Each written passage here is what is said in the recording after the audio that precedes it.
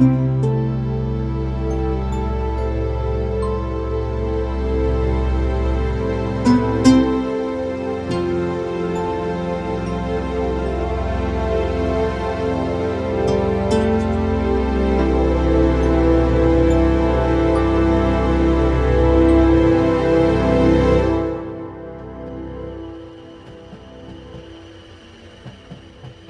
year, when I was a young boy, me and my mum were going away for Christmas. We were staying at Gran and Grandad's house in Scotland. It was a long way, and Mum didn't like driving more than a few miles from home, so she decided we'd go on the train. It was really exciting for me, packing my clothes and my toys, and my rucksack so full that I could barely zip it closed. Loaded like trucks, we walked to the station, carrier bags full of presents and snacks in both hands. We never took the train. Dad always drove on long journeys.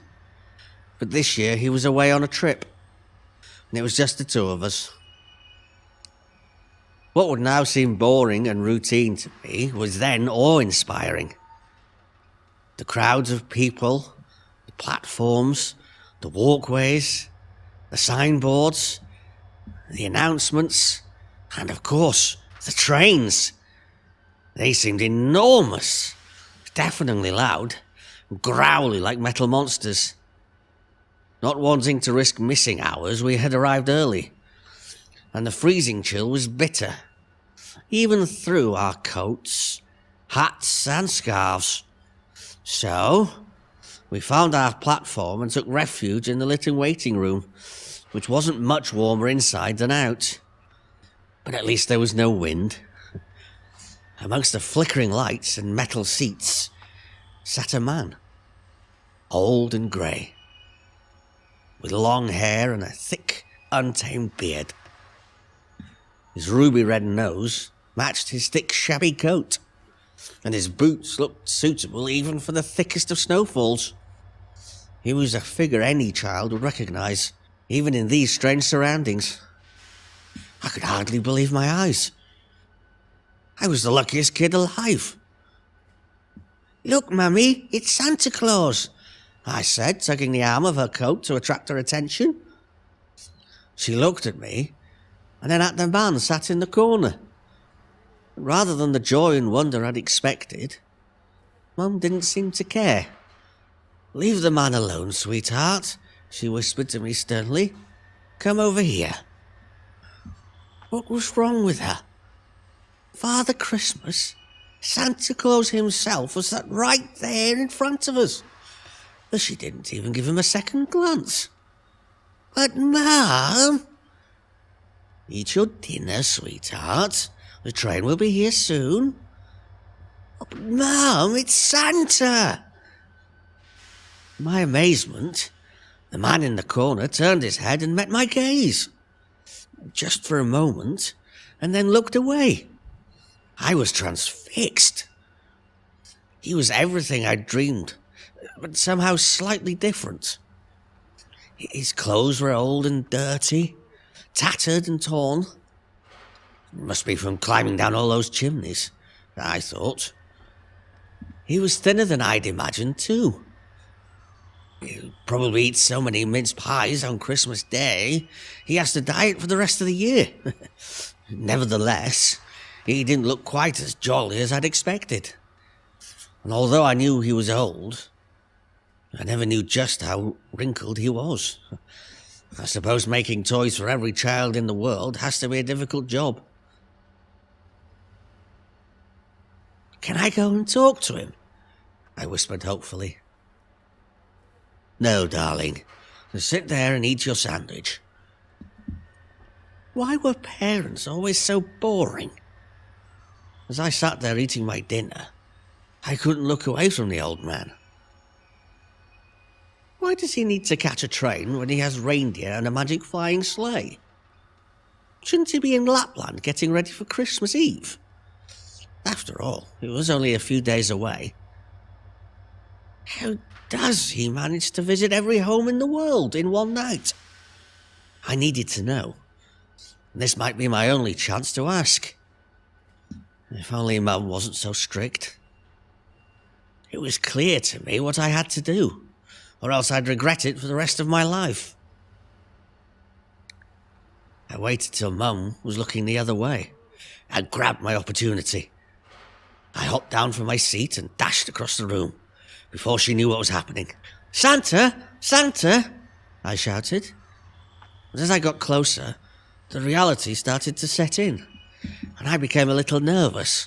Up close, he looked less and less like the jolly man from the films, and more like strangers they tell you to stay away from. "Come back here, love. Leave the gentleman alone."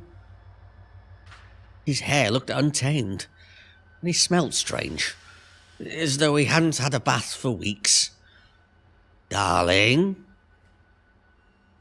I was scared. I was frozen. I couldn't bring myself to look away. Who was this man? With a sinking feeling, I started to doubt whether he really was Santa Claus after all. But his eyes, kindly and warm, like a bonfire in the midwinter cold. Are you Santa Claus?" I asked with a stammering wonder. His chuckle turned into a bitter cough, which lasted several seconds. "Of course I am," came his reply. In that moment, all my doubts and fears dissolved, and I noticed my mum was stood nearby, but wasn't leading me away. "Where are your reindeer?"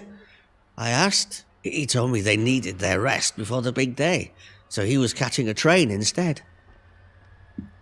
"Are you going to Lapland?" I asked.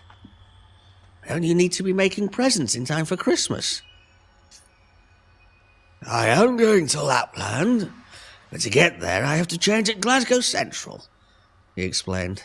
I told him we were going to Scotland to stay with Gran and Grandad, just in case he delivered my presents to our house by mistake.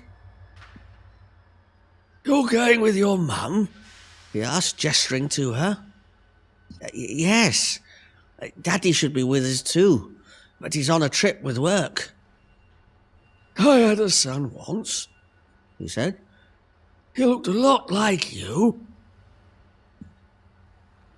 "Does he live in Lapland too?"